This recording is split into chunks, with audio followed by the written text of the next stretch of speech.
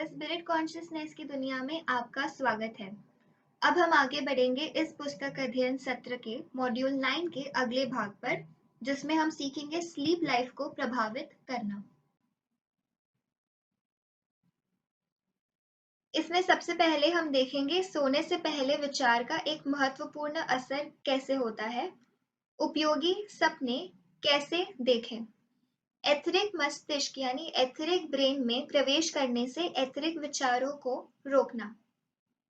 शुरुआत करेंगे सोने से पहले विचार का एक महत्वपूर्ण असर कैसे होता है। एक सपना एक बार शुरू होने पर आमतौर पर बदल नहीं सकता है।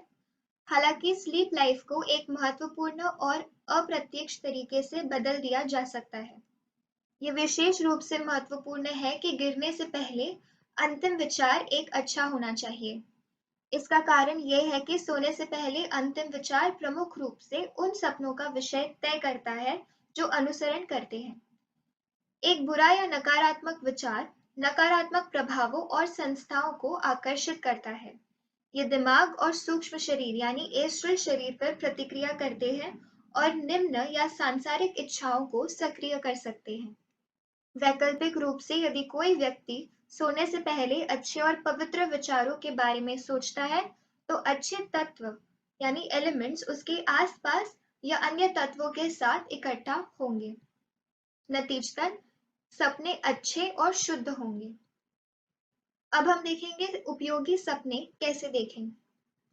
यदि कोई व्यक्ति उस चेतना में लाभ प्राप्त करना चाहता है जो नींद के दौरान स्वयं को समझता है, अर्थात लाभदायक सपने हैं, तो उसे परिणाम प्राप्त करने के लिए कुछ चरणों का पालन करना चाहिए।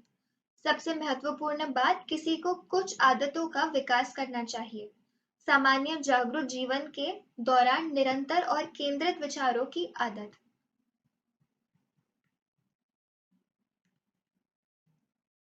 एक व्यक्ति जो अपने विचारों पर पूर्ण नियंत्रण रखेगा, हमेशा इस बात से अवगत रहे कि कैसे विचार उसके दिमाग को पार कर रहे हैं और क्यों। ऐसा मस्तिष्क उपयोग में न होने पर निष्क्रिय बना रहेगा और पास में तैरते हुए आकस्मिक विचारों की धाराओं को प्राप्त या प्रतिक्रिया नहीं करेगा। इससे व्यक्ति को उच्च जीवों से प्रभावों का अनुभव करने की संभावना बढ़ जाएगी। यहाँ अंतर्ज्ञान अधिक तेज है और ज्ञान भौतिक प्लेन पर पाया जा सकता है कि तुलना में अधिक सटीक कैसे है।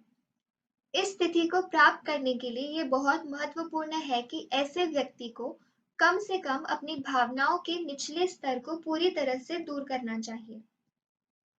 अब हम देखेंगे एथेरिक मस्तिष्क में प्रवेश करने से एथेरिक विचारों को रोकना।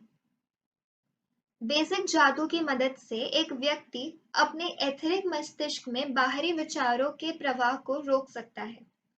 ऐसा करने के लिए व्यक्ति को लेटते समय अपनी आभा की कल्पना करनी चाहिए और बाहरी प्रभाव के लिए एक सुरक्षात्मक खोल यानी शेल बनाना होगा। और एक पदार्थ मजबूत विचारों को ध्यान देगा और एक खोल का निर्माण करेगा।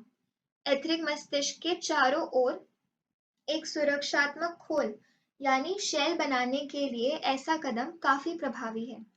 गिरने से पहले उच्च और बेहद अच्छे विचारों पर ध्यान केंद्रित करने का बड़ा महत्व पहले चर्चा की गई है।